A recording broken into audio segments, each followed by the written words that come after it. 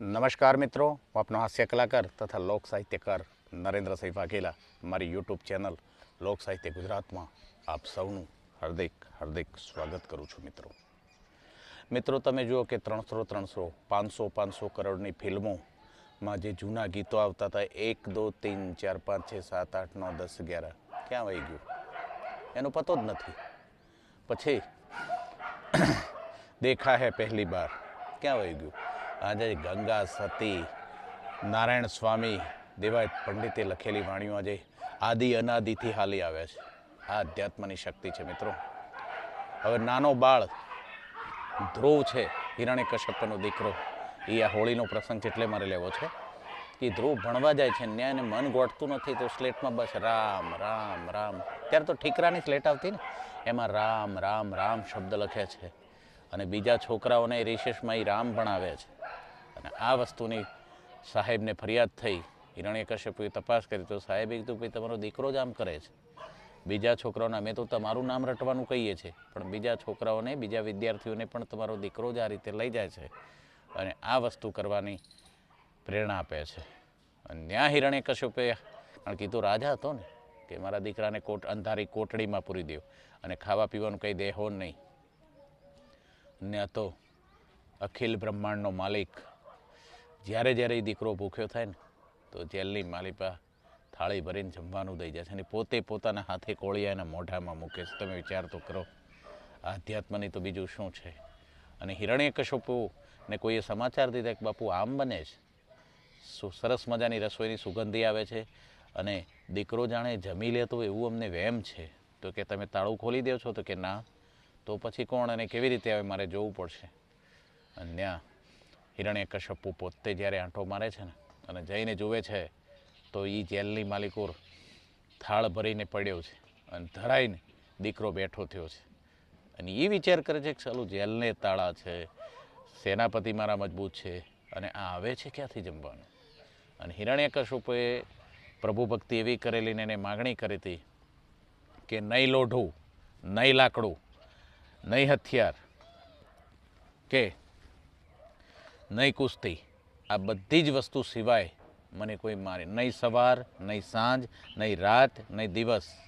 અને પ્રભુએ સમય પછી નક્કી કર્યો, સંધ્યા ટાણું, નહીં રાત, નહીં દિવસ. અને એને ખોળામાં લીધું, નોર વધાર્યા, પ્રભુએ નરસિંહ રૂપ ધારણ કર્યું અને સ્તંભ ચીર્યો પ્રભુએ. સ્તંભના 2 ફાડિયા થયા અને એમાંથી પ્રભુ પોતે નરસિંહ અવતારે આવ્યા અને એને ખોળામાં લઈને કીધું, બોલે હવે રાત છે કે દિવસ? તો કે ના પ્રભુ. હવાર છે કે હાંજ? તો કે ના, એ નહીં. તો પછી કે સંધ્યા તાણું છે ને, અને આ જોઈ લે નોર. આ હથિયાર છે મારી પાસે કોઈ? તો કે નહીં, એ નથી. આ લોઢું છે? તો કે નહીં. લાકડું છે? તો નહીં. હવે તારું પૂરું થઈ જાય. અને એ નખથી હિરણ્યકશ્યપુને ચીરી નાખ્યો છે પ્રભુએ. આ ઓછી શક્તિ છે સાહેબ. માનો તો દેવ છે ને કે પથ્થર. પથ્થરની મૂર્તિમાંય પ્રાણ છે, પણ જો તમે એને દેવ તરીકે પૂજો, દેવ તરીકે માનો તો. બાકી તો પાણો એ પાણો જ છે. એટલે હંમેશા સનાતન ધર્મને ચૂકો નહીં. આજે મુસલમાન ટોપી માથે મૂકીને દર શુક્રવારે જાય છે, તો આપણો હિન્દુઓનો એક વાર ન હોવો જોઈએ? એક વાર એવો નક્કી કરો કે બધા જ બાળકોને સાથે રાખો અને શક્ય એટલા બધાએ એકવાર મંગળ અથવા શનિ, જે તમને કોઈ અનુકૂળ આવતું હોય, કોઈ એક મંદિર નક્કી કરો અને બધા ઈદી દર્શને જાઓ. તો સાહેબ આ બ્યુગલો વગાડીને જે નમાજ પડે છે ને રસ્તાની વચ્ચે, અને આદિત્ય યોગીનાથને જે મહેનત કરીને બંધ કરવું પડ્યું છે ને, એની જરૂર જ નહીં પડે. આપોઆપ એ બંધ થઈ જાય. પણ એ શક્તિને આપણે જગાડવી પડશે. એ એકતા આપણે લાવવી પડશે. અખંડ ભારત એમનેમ નહીં થાય. એકલા વડાપ્રધાન કે એકલા સાંસદો કે એકલા ધારાસભ્યો મતશે ને તો એ ક્યારેય શક્ય નથી. તમારે જો સ્વર્ગે જવું હોય, આપ મુવા વિના સ્વર્ગે ન જવાય. એમ જો પોતે દેશવાસીઓ, સમગ્ર દેશના નાગરિકો દિલથી, તહે દિલથી, હૃદયથી સાથ નહીં દે ને, તો ગમે એવા વડાપ્રધાનની પણ સાહેબ શક્તિ નથી કે આ ભારતને સનાતન ધર્મી હિન્દુ રાષ્ટ્ર જાહેર કરી શકે. એ કોઈની તાકાત નથી. પણ સહયોગ આપણો જોઈએ. તમે વિચાર કરો કે એક નાવમાં બધી જ આપણને વાડા નડે છે. હું દરબાર, હું રાજપૂત, હું ઠાકોર, હું પટેલ, હું વાણિયો, હું રબારી, હું ભરવાડ, આ નડી રહ્યું છે. હું તો એક જ કહું છું કે એક નાવડીમાં બધાને ભેળા કરીને બેહાડો અને પછી નાનકડું બાકોરું પાડો, ખીલી જાય એટલું, અને અંદર પાણી ભરાય પછી શું થશે? બધાય પાણી રોકવા હરખી મહેનત કરશે ને બધાય એમ હાથ મૂકશે. કેમ કે બુડે છે. આ બુડી જાય ને નાવ એ પહેલાં ભેળા થઈ જાઓ. નાવડી શું કામ ડૂબાડવી જોઈએ આપણે? ફક્ત એક હિન્દુત્વના નેજા હેઠળ આપણે બધાએ ભેળા મરી અને આ જો તાકાતનો પરચો બતાવીએ ને તો સાહેબ વિશ્વની કોઈ તાકાત આપણને હલાવી શકે એમ નથી.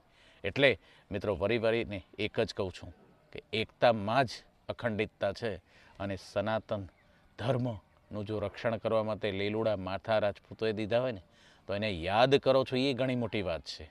એને યાદ તો રાખવો જ, પણ ક્યાં સુધી શિવાજી મહારાજ, મહારાણા પ્રતાપ, હવે નવા કોઈની જરૂર નથી. હવે શિવાજી મહારાજ ફરી આવે એ ઈચ્છે છે, એમને જન્મ લેવો છે, પણ એ શક્તિ, એ ઉદર મને લાગે છે હજી સુધી એમને મળ્યું નથી. એટલે એ આપણી બેન દીકરીઓ જ જગાવી શકશે અને આ સ્વપ્નું આપણું સાકાર થાય એવી અભ્યર્થના સાથે મારા જય માતાજી. નમસ્કાર મિત્રો. મારી આ જ શૈલી આપ સૌને પસંદ આવતી હોય તો ચોક્કસ મારી ચેનલને લાઈક, શેર અને સબસ્ક્રાઈબ કરશો મિત્રો, અને કરાવશો. Thank you very much. જય માતાજી મિત્રો. જય માતાજી.